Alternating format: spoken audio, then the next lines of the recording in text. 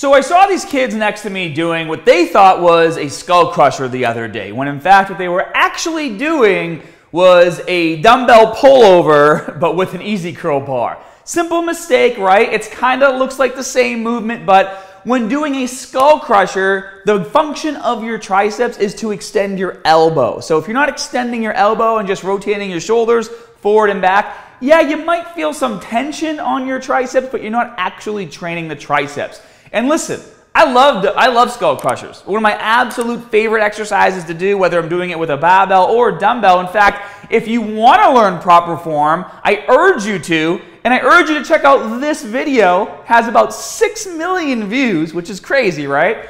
But it's because it's a staple exercise, and it's not one that should be ignored. However, if you're just getting started in the gym, you're starting to learn your body and how things work, I recommend hitting power bombs first and then introducing skull crushers into your workout. And I'll explain to you why. And it's for the very reason why I saw that these kids were having a hard time learning proper form with the exercise, and it's because they need to work on that mind-muscle connection to their triceps. They have to know what it feels like to work their triceps while under a heavy load. And when you do an exercise like a power bomb, your shoulders are in a fixed position, and the only thing that's happening is that you're lowering the dumbbell and then extending your elbow at the very top, which again is the function of your triceps. Now, I'm going to give you a few tips so that when you do a power bomb, you do it correctly and you can start to really build some mass on those triceps. Another reason why I love power bombs though too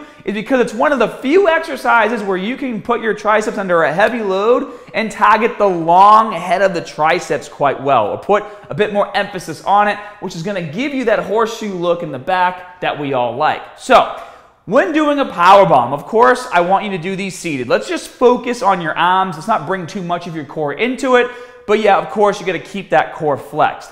When you pick up the dumbbell, make sure your hands are like this under the top of the dumbbell. Don't hold it off to the side like that. I see people do it. There's no reason to. Lock your thumbs, bring it together like this. That's how I want you doing the exercise.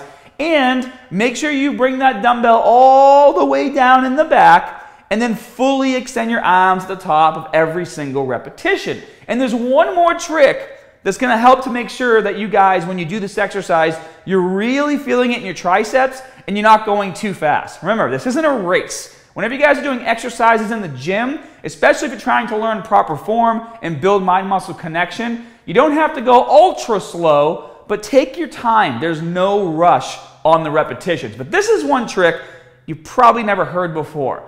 When doing a power bomb, as you lower that dumbbell down and behind your head as low as you can, I want you to lift your chin up so that your head goes back. The back of your head is going to touch the dumbbell. It's going to push your arms back a little bit, and you're going to feel a tiny bit more stretch in those triceps when you do this. So give that a shot. Try it on every single repetition. And of course, if your shoulders are tight, well, let's work on that before you start doing this exercise or any exercise that involves any movement through your shoulder. If your shoulders are tight, spend 10 minutes, get on the floor, grab a dumbbell, do some dumbbell rotations, each arm. Don't do it standing up like this. You see people in the gym all the time grabbing dumbbells and plates and doing it like this. It's the stupidest thing you can do for your shoulders. Get your ass on the floor, grab a dumbbell or a small plate, rotate back and forth, warm up your shoulders 10 to 12 times forward and back, go back and forth maybe for 2 sets. And then my favorite, I always keep a band in my gym bag. Do shoulder breakers. Shoulder breakers, you can do them anywhere. You don't have to lay on the floor, and it warms those shoulders up real good. And also, if you're really tight, do these warm-ups in between sets as well, because as the blood is flowing and everything is getting warm, it'll be easier to get even looser, if that even makes sense to you, which it should because it's kind of obvious. But anyways, guys, hope you enjoyed the video. If you need a full program that incorporates exercises like these, easy to understand, brings results, go to my website, muscularstrength.com. You can try any of my programs as well as my custom meal planner for free as soon as you sign up. And as always, more good stuff coming soon. See you guys.